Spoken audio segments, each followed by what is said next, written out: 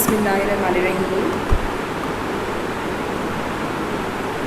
Today we are going to continue our topic, that is current manufacturing practice for finished pharmaceuticals.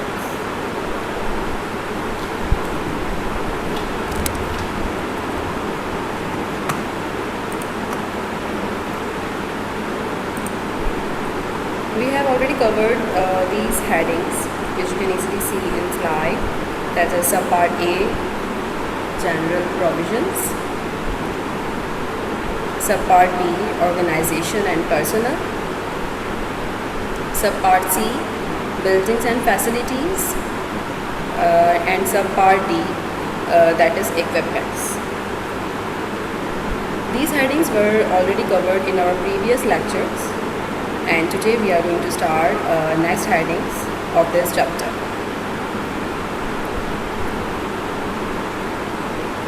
So our next heading is subpart E, that is control of components and drug product containers and closures.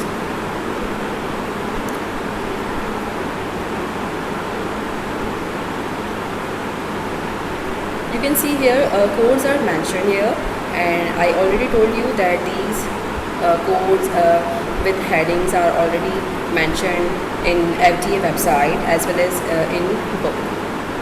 So today we are going to discuss these headings in detail. First one, that is 211.80 general requirements. अगर हम इस heading को देखें तो इसमें बात हो रही है control of components and drug product container and closures की. मींस यहाँ पे जो है रॉ मटेरियल्स की भी बात हो रही है, और उसके अलावा जिससे आपकी प्रोडक्ट जो है वो कांटेक्ट में आएगी उनके हवाले से भी जो है यहाँ पे डिस्कशन होगी. उनमें आता है आपके कंटेनर्स एंड क्लोजर्स. सबसे पहले अगर बात की जाए जनरल रिक्वायरमेंट्स की, तो उसमें जो है अगर हम इसको डिफ़ाइन करना चाहें तो इस तरह डिफ़ाइन होगा कि written procedures must be available that describe the receipt, identification, storage, handling, sampling, testing and approval or rejection of components and drug products. अब यहाँ पे जो बात हो रही है, मैंने आपसे पहले ही बताया कि रॉ मटेरियल्स की बात होगी और उसके अलावा कंटेनर्स एंड क्लोजर्स की बात होगी. अब जाहिर है यहाँ पे इनके लिए भी रिटर्न प्रोसीजर्स जो हैं वो अवेलेबल होने चाहिए. जो भी आपका रॉ मटेरियल है, जो भी आपकी रिक्वायरमेंट है कंटेनर क्लोजर्स के हवाले से, जिससे आपकी ड्रग प्रोडक्ट जो है वो कॉन्टैक्ट में आएगी, तो उसके भी रिटर्न प्रोसीजर्स जो है वो अवेलेबल होने चाहिए, ताकि आपको पता हो कि इसको किस तरह हैंडल करना है और उसकी स्टोरेज क्या है. क्योंकि यहाँ पे अभी अप्रूवल और रिजेक्शन का फेज़ आना है, तो उससे पहले जो है सारी रिटर्न प्रोसीजर्स अगर आपके पास मेंशन होंगे तो आपको इजी होगा हैंडल करने में और उसको स्टोर करने में. और उसके अलावा उसको एक आइडेंटिफिकेशन नंबर भी दिया जाता है ताकि आइडेंटिफिकेशन हो सके कि वो कौन सा कंपोनेंट है, कौन सा जो है ड्रग प्रोडक्ट कंटेनर क्लोजर्स हैं. तो यहाँ पे जो है इसके सारे रिटर्न प्रोसीजर्स जो है वो अवेलेबल होंगे, जिसमें जो भी आपके कंपोनेंट्स हैं या कंटेनर्स एंड क्लोजर्स हैं. तो पहले उसकी स्टोरेज की रिक्वायरमेंट क्या है, उसकी हैंडलिंग किस तरह करनी है, तो ये सारे जो है उस रिटर्न प्रोसीजर्स में जो है वो मेंशन होंगे, ताकि अगर उसकी सैम्पलिंग हो, टेस्टिंग हो, तब जो है हम उसमें उस बेस पे जो है अप्रूव भी कर सकते हैं और रिजेक्ट भी कर सकते हैं. तो इसके लिए रिटर्न प्रोसीजर्स मेंशन होना, अवेलेबल होना बहुत ज़रूरी है. तो ये इस हेडिंग में आते हैं. जो आपका कोड आप देख रहे हैं 211.80, तो उसमें जो है वो ये जनरल रिक्वायरमेंट्स पे जो है वो इसमें हम डिस्कस कर सकते हैं. सेकंड है 211.82, that is receipt and storage of untested components, drug product containers and closures.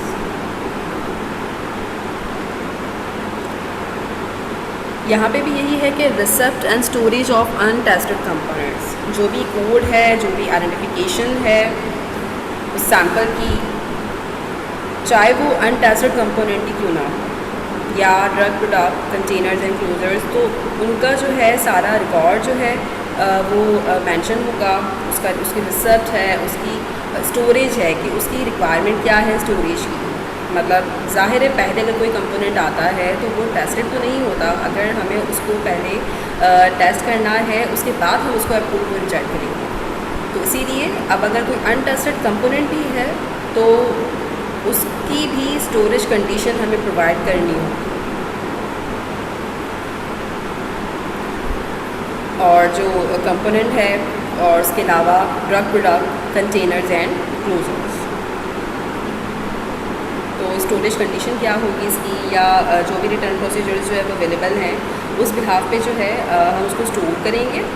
और हैंडलिंग, जैसे मैंने आपको पहले बताया कि उसकी हैंडलिंग किस तरह होनी है, वो भी उस रिटर्न प्रोसीजर्स जो है वो उस पर सारा मेंशन होगा उसमें।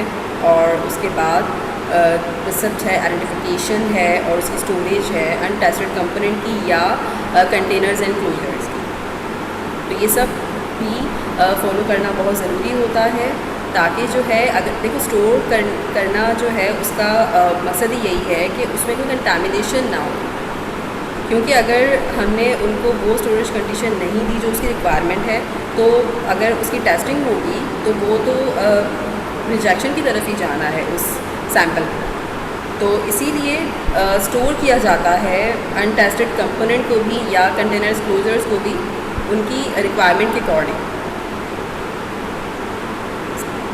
ताकि उसमें कंटामिनेशन ना हो। क्योंकि अगर उसको हमने वो कंडीशन नहीं प्रोवाइड की तो उसके बाद वो सैम्पल है या कोई कंपोनेंट या कंटेनर क्लोजर है वो अप्रूव ही नहीं होगा, रिजेक्शन की तरफ जाएगा। लेकिन अगर हमने पहले ही उसकी स्टोरेज कंडीशन जो है वो प्रोवाइड कर दी और उसके बाद हमने उसको टेस्ट किया, कोई कंटामिनेशन नहीं हुई, तो तभी उस बिहाफ पे उसको अप्रूव करें।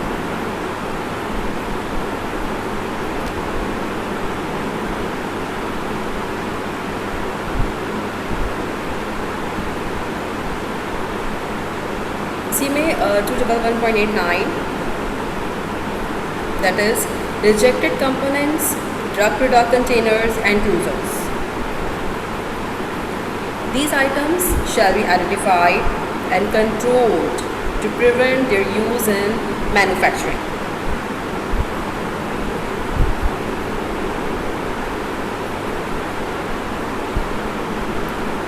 जैसे इसमें भी यही मेंशन है, अगर कोई कंपोनेंट है या कोई कंटेनर एंड क्लोजर्स है वो रिजेक्टेड है, ठीक है। मतलब यहाँ पे अब बात हो रही है, पहले तो हमने उसको स्टोर किया, सारी हैंडलिंग जो भी उसके मेथड थे, रिटर्न प्रोसीजर थे, वो हमें फॉलो करना है। उसके बाद कोई भी अगर रिजेक्टेड कंपोनेंट, कोई कंपोनेंट रिजेक्ट होता है या कोई कंटेनर्स एंड क्लोजर्स हैं, ठीक है, उसमें जो है कोई अगर प्रॉब्लम है तो उसको उन आइटम्स को आइडेंटिफाई करना है। क्योंकि अगर वही जो है हमने मैन्युफैक्चरिंग में जो है वो यूज़ कर लिया तो फिर आपकी जो प्रोडक्ट है वो क्वालिटी को जो है क्वालिटी उसकी कॉम्प्रोमाइज़ होगी। मतलब जो आपकी रिक्वायरमेंट है, जो स्पेसिफिकेशंस हैं, उसमें जो है वो आपकी प्रोडक्ट जो है वो उसका कंप्लाइंस फैक्टर नहीं आएगा। तो इसीलिए अगर कोई भी कंपोनेंट है या प्रोडक्ट कंटेनर है, क्लोजर से अगर वो रिजेक्ट हो रहा है, रिजेक्शन की तरफ जा रहा है, तो उसको पहले ही हमें आइडेंटिफाई करना है और पहले से ही कंट्रोल करना है, ताकि उसको जो है वो मैन्युफैक्चरिंग में जो है वो यूज़ ना किया जा सके। और कंपोनेंट जो है वो कैसे रिजेक्ट होंगे, वो इसी बिहाफ पे होंगे। अगर हम बात करें कंटेनर्स की तो उसमें कोई डैमेज हो सकता है, या कोई सील है वो ब्रोकन सील आपको नज़र आ गई, तो या कोई कंटामिनेशन हो गई आपकी ड्रग कंपोनेंट या जो भी आप यूज़ कर रहे हैं, तो उस पर अगर इस तरह के फैक्टर्स हैं जो आपकी प्रोडक्ट के लिए यूज़फुल नहीं है, तो जाहिर सी बात है उसको हम रिजेक्ट करेंगे। और रिजेक्ट करने के लिए ज़ाहिर है हमें पहले उसको आइडेंटिफाई करना है, और जैसे ही आपने उस आइटम को आइडेंटिफाई किया तो आप उसको उसी वक्त ही जो है प्रिवेंट कर सकते हैं और कंट्रोल कर सकते हैं, ताकि उसका यूज़ जो है वो मैन्युफैक्चरिंग में आप रोक लें।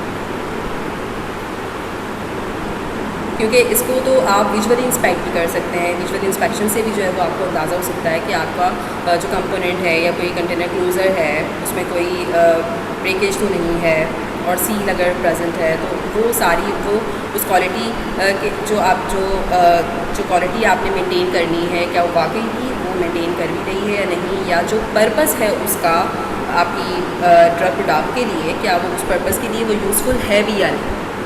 तो पहले ही अगर उसको आइडेंटिफाई कर लिया जाएगा तो आप जो है वो उसको कंट्रोल कर सकते हैं मैन्युफैक्चर के लिए।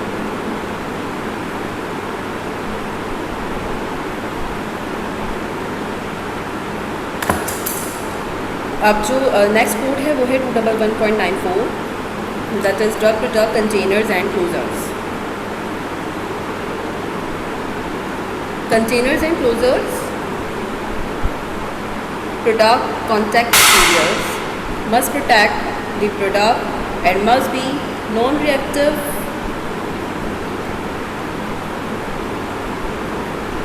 with or additive to the product, suitable for their intended use and controlled using written procedures। अब यहाँ पे जो बात हो रही है वो ड्रग प्रोडक्ट के कंटेनर्स एंड क्लोजर्स के हवाले से बात हो रही है कि जो भी कंटेनर एंड क्लोज़र जो है वो यूज़ हो रहा है, और कंटेनर्स एंड क्लोज़र्स जो यूज़ किए जाते हैं ज़ाहिर है वो आपकी प्रोडक्ट से जो है वो कॉन्टैक्ट में आते हैं। जो भी आपका प्रोडक्ट है, प्रोडक्ट कॉन्टैक्ट मटेरियल्स होते हैं कंटेनर्स एंड क्लोज़र, क्योंकि उसमें आपकी जो ड्रग है या जो प्रोडक्ट है वो कॉन्टैक्ट में आ रही है, तो उसको भी आपने जो है ये चेक करना है कि वो उसमें नॉन रिएक्टिव विद और additive to the product, suitable for the intended use and controlled using return procedures। इसके भी जो भी रिटर्न प्रोसीजर्स जो अवेलेबल होंगे उसी को ही फॉलो करना होगा कि आपकी प्रोडक्ट कौन सी है और उसके लिए जो है कंटेनर्स एंड क्लोजर्स कौन से सूटेबल है।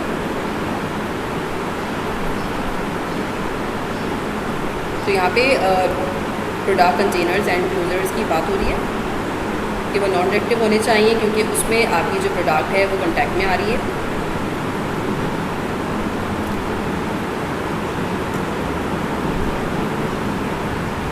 अब है सब part F, that is production and process controls.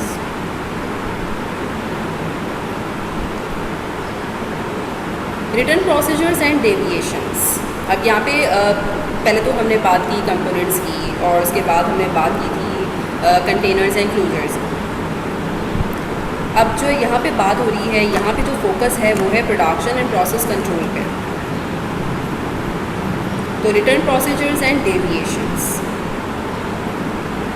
Written standard operating procedures for each production process and control procedures are necessary। SOPs जो है रिटर्न वो बहुत ज़रूरी हैं, ताकि उससे जो है आप प्रोडक्शन है या प्रोडक्शन प्रोसेस है वो स्टार्ट करें, और अगर रिटर्न प्रोसीजर्स ऑलरेडी अवेलेबल होंगे तो आप जब प्रोडक्ट जो बना रहे होंगे तो आपको आइडिया होगा कि किस तरह से जो है प्रोडक्शन होनी है और कौन से जो है वो कंट्रोल प्रोसीजर्स जो है वो हमें रखना है। तो ये सारे जो है रिटर्न प्रोसीजर्स जो है वो अवेलेबल होंगे। रिटर्न स्टैंडर्ड ऑपरेटिंग प्रोसीजर्स होते हैं हर प्रोडक्शन प्रोसेस के लिए, और कंट्रोल प्रोसीजर्स जो है वो ज़रूरी हैं ताकि आपके प्रोडक्ट जो है वो उस एस्पेक्ट से आप उसको बनाएं जो रिटर्न प्रोसीजर्स जो अवेलेबल हैं। Any deviation from an SOP must be investigated, recorded and approved prior to final product acceptance। सारे यहाँ पे जो बात यही है कि आपने जो है SOP को फॉलो करना है, जो भी उसके रिटर्न प्रोसीजर्स हैं उसको फॉलो करना है, ताकि आप जो है कंट्रोल प्रोसीजर जो है वो अडॉप्ट करके प्रोडक्शन करें। और अगर कोई डेविएशंस आती हैं तो आपने जो है उसको इन्वेस्टिगेट करना है और इसको रिकॉर्ड करना है और अप्रूव करना है, and approve prior to final product acceptance कि वो डेविएशंस क्यों आ रही हैं, उसकी क्या प्रॉब्लम है, या कोई डेविएशन ऐसी तो नहीं है कि आपकी प्रोडक्ट जो है वो रिजेक्शन की तरफ जा रही है। तो ज़ाहिर डेविएशंस जो है आपको मैंने फ़िज़िकल क्लास जो में आपको मैंने सारी सी कैलकुलेशन समझाई हैं, तो उसका पर्पस यही होता है कि डेविएशंस कितनी अलाउड है।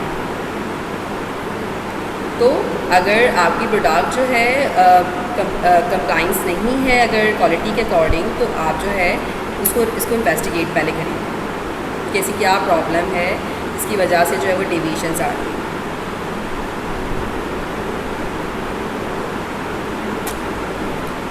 फिर है 211.101 that is charge in of components.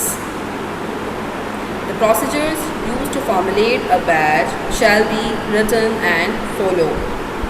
अब यहाँ पे चार्जन ऑफ कंपोनेंट्स मीन्स के जो भी कंपोनेंट्स आप यूज़ कर रहे हो तो उसके भी जो है प्रोसीजर्स जो अवेलेबल हैं फॉर्मुलेशन के लिए, वो भी रिटर्न जो है वो होने चाहिए पहले, क्योंकि रिटर्न होंगे तो आप एक तरह से डेविएशंस जो हैं वो इतनी नहीं आएंगी और आपको पता होगा कि आपको किस तरह जो है प्रोडक्शन करनी है और कौन से प्रोसीजर्स अडॉप्ट करने हैं। तो यहाँ पे प्रोसीजर्स जो हैं वो प्रोसीजर यूज़ किए जाएंगे जो ऑलरेडी रिटर्न होंगे, उसी को हमें फॉलो करना है बैच को फॉर्मुलेट करने के लिए, क्योंकि सारे कोई भी कंपोनेंट जो है वो यूज़ किए जाएंगे तो उसको प्रॉपर्ली जो है उसको वे करना होगा, उसका प्रॉपर्ली उसको मेजर करना है, सब डिवाइड होंगे वो। तो जो उसकी स्पेसिफिकेशंस हैं जिस तरह से उसको लेकर चलना है तो वो सारे पहले रिटर्न फॉर्म में होने चाहिए, उसी को ही आप अगर फॉलो करेंगे तो आपकी जो है क्वालिटी जो है उस प्रोडक्ट की कॉम्प्रोमाइज़ नहीं होगी।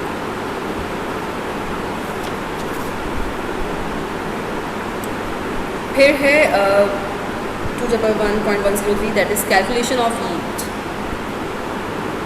Actual yields and theoretical yields shall be determined. Actual yield क्या है और उसकी थ्योरेटिकल यील्ड्स क्या हैं, पहले हमें वो डिटरमाइन करना है। All products are to be formulated to provide not less than 100% of the required amount of active ingredients। ज़ाहिर है कोई प्रोडक्ट आपने बनानी है, एक्टिव इंग्रेडिएंट जो है वो उसका इम्पॉर्टेंट पार्ट होता है और इसीलिए जो है वो यहाँ पे यील्ड की जो है वो इम्पॉर्टेंस है कि उसका भी हमें पता होना चाहिए कि उसकी एक्चुअल यील्ड क्या है और थ्योरेटिकल यील्ड क्या है। और जो एक्टिव इंग्रेडिएंट जो यूज़ किया जा रहा है उसको भी मद्देनज़र रखते हुए हमें ये जो है वो डिसीजन लेना होता है कि एक्टिव इंग्रेडिएंट कितने अमाउंट में प्रेजेंट है।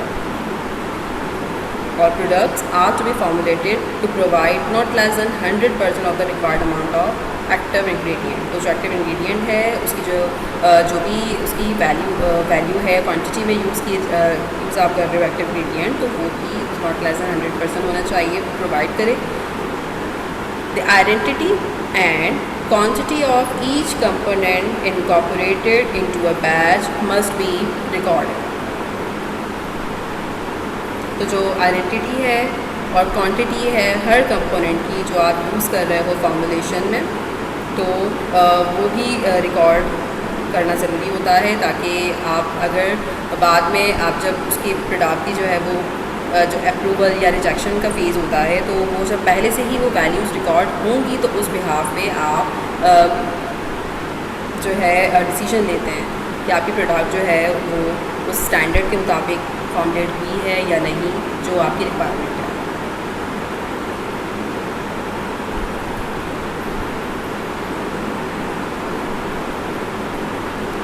Next is equipment identification. Equipment shall be properly identified. यहाँ पे इक्विपमेंट आइडेंटिफिकेशन पे फोकस किया गया है, मींस कि इसमें जो भी इक्विपमेंट उस स्पेसिफिक एरिया में जहाँ पे प्रोडक्शन हो रही है जो यूज़ किए जा रहे हैं उसको प्रॉपर्ली आइडेंटिफाई करना है, और आइडेंटिफिकेशन के लिए ज़रूरी है कि उसको जो है वो आइडेंटिफिकेशन नंबर या कोई कोड दे दिया जाए इक्विपमेंट में। तो इक्विपमेंट के भी कोई आइडेंटिफिकेशन नंबर होता है ऑलरेडी, जो है उसको रिटर्न उसके लिए उसका जो है वो कोड है ताकि आप आइडेंटिफाई कर सको स्पेसिफिक इक्विपमेंट को, क्योंकि इस तरह जो है अगर आइडेंटिफिकेशन नंबर ना हो, कोड ना हो, तो आप जो है किसी भी इक्विपमेंट को आइडेंटिफाई नहीं कर सकते। लेकिन अगर आपने उसको एक कोई आइडेंटिफिकेशन नंबर दे दिया या कोड दे दिया तो आपकी जो है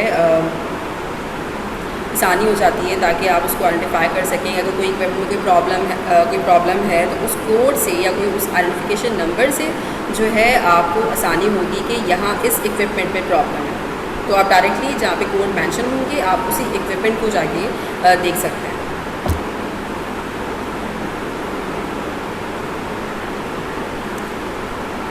फिर है sampling and testing of in process materials and drug products. यहाँ पे अब बात हो रही है इन प्रोसेस मटेरियल्स की।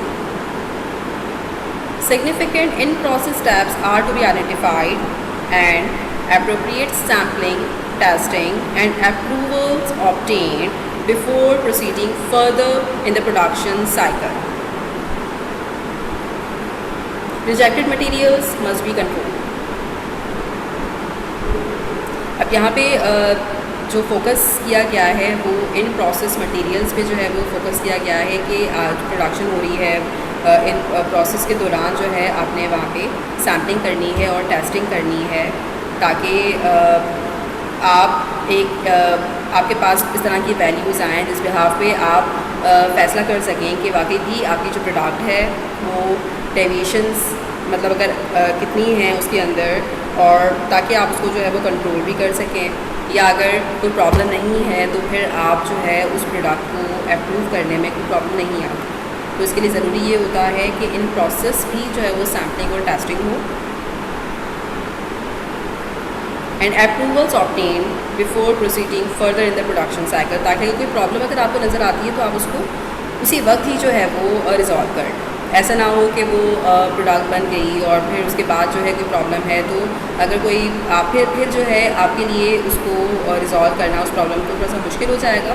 लेकिन अगर आप वही इन प्रोसेस स्टेप्स जो है अगर उसको आइडेंटिफाई कर लिया जाए ड्यूरिंग इन प्रोसेस स्टेप्स, तो फिर आपकी जो प्रोडक्ट है उसमें कोई प्रॉब्लम नहीं आएगी। अगर आ भी रही है तो आप उसको उसी वक्त ही रिज़ॉल्व कर सकते हैं, और अगर कोई इस तरह का रिजेक्टेड मटेरियल है तो आप उसी वक्त इसको कंट्रोल कर सकते हैं। जब भी यहाँ पे बात आ रही है इन प्रोसेस की।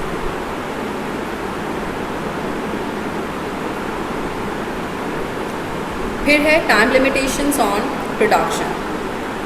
If required time limitations will be placed on in process steps. अब जाहिर है अगर कोई प्रोडक्शन हो रही है, कोई बैच जो है वो फॉर्मुलेट किया जा रहा है तो उसकी भी कोई ना कोई टाइम लिमिटेशंस होंगी लाजमी। तो वो भी इन प्रोसेस स्टेप में ही आता है कि आपने कितने टाइम पे जो है वो प्रोडक्शन हो रही है, अगर तो उसका टाइम अगर है ऑलरेडी ज़ाहिर रिक्वायर्ड किया जाता है, रिक्वायर्ड है, ताकि आप उसको उतना ही टाइम दें। और उस वक्त भी आप जो है जब फॉर्मुलेट हो रही है कोई प्रोडक्ट उसमें आपको ईजी रहेगा कि जो टाइम रिक्वायर्ड था क्या उस टाइम पे वो प्रोसेस हुआ या नहीं, उस टाइम पे प्रोडक्शन हुई या नहीं। तो टाइम लिमिटेशंस भी बहुत ज़रूरी होती हैं कि जितना टाइम उसका रखा गया है उसी टाइम पे प्रोडक्शन हुई या नहीं।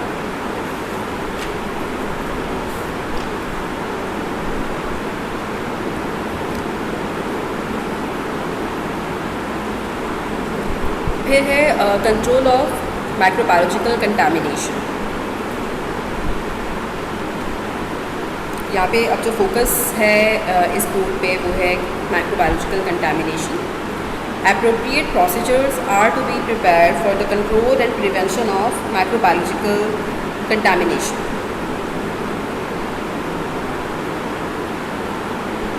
जो भी अनवांटेड मटेरियल हैं, ऑर्गेनिजम्स हैं या जो हार्मफुल हैं आपके प्रोडक्ट के लिए, तो ज़ाहिर है उसका कंट्रोल बहुत ज़रूरी होता है, उसको प्रिवेंट करना पड़ता है। और माइक्रोबायोलॉजिकल कंटामिनेशन जो है वो एक फैक्टर ही है, उसको कंट्रोल करना बहुत ज़रूरी है आपके प्रोडक्शन के लिए। तो उसके भी जो है वो प्रोसीजर्स जो हैं वो प्रोसीजर्स होने चाहिए, प्रिपेयर करने चाहिए, ताकि आपको पता हो कि किस तरह का आपने उसको इन्वायरमेंट देना है, किस तरह कंट्रोल रखना है, कौन सी चीज़ें जो है वो आपको कंसिडर करनी है जिस बिहाफ पे जो है आप कंटामिनेशन को रोकें।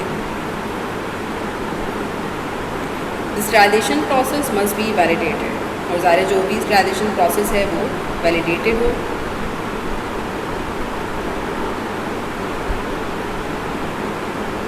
फिर है reprocessing. Next code is reprocessing. Reprocessing of product is allowed providing there are written procedures covering the methods and QC unit, that is quality control unit, review to be used. Reprocessing अगर किसी product की जो है वो अगर होनी है तो उसके लिए ज़रूरी ये है कि QC यूनिट जो है वो उसको रिव्यू करे, और उसके लिए भी जो रिटर्न प्रोसीजर्स हैं उसी को ही जो है वो फॉलो करना होगा। उसके रिटर्न प्रोसीजर्स होने चाहिए अगर आप कोई प्रोडक्ट को जो है वो रीप्रोसेसिंग करें, और QC यूनिट का रिव्यू करना जो है वो बहुत ज़रूरी होता है इसके लिए। तो आज जो है वो इंशाल्लाह जो है वो नेक्स्ट लेक्चर में कंटिन्यू करेंगे इसको। Thank you.